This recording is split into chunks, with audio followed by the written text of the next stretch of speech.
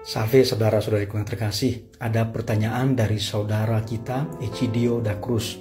Pertanyaannya begini, Romo mohon pencerahan untuk seorang anak muda masih lajang, lalu jatuh cinta sama seorang janda muda yang pernah menikah secara Katolik tapi cerai hidup, dan anak muda itu mau menikahi janda itu.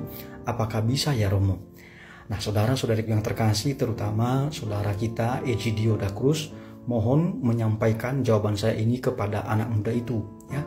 Jawaban saya begini, tentu saja anak muda itu karena tidak terikat dengan perkawinan sebelumnya, dia belum pernah menikah, maka dia tentu saja tidak terhalang secara hukum untuk menikah.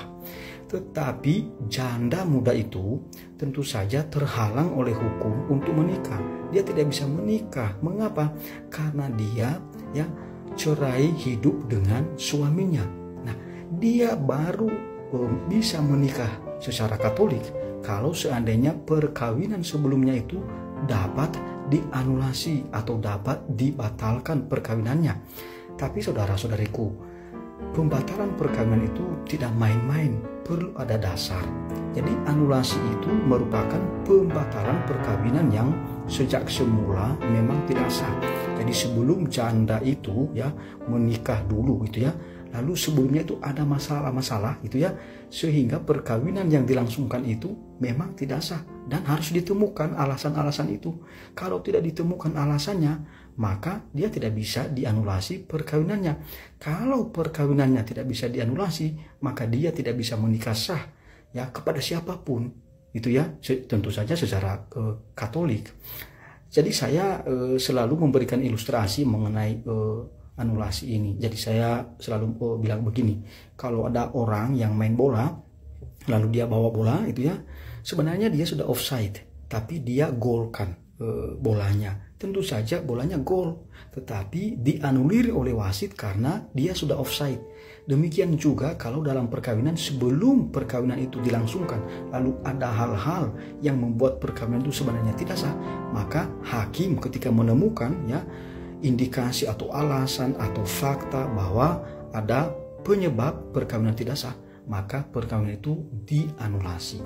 Jadi kalau tidak ada alasan atau masalahnya baru ada setelah perkawinan dan tidak ada fakta sebelumnya atau penyebab bahwa sebelumnya itu memang perkawinan tidak sah, maka perkawinan itu tidak bisa dianulasi.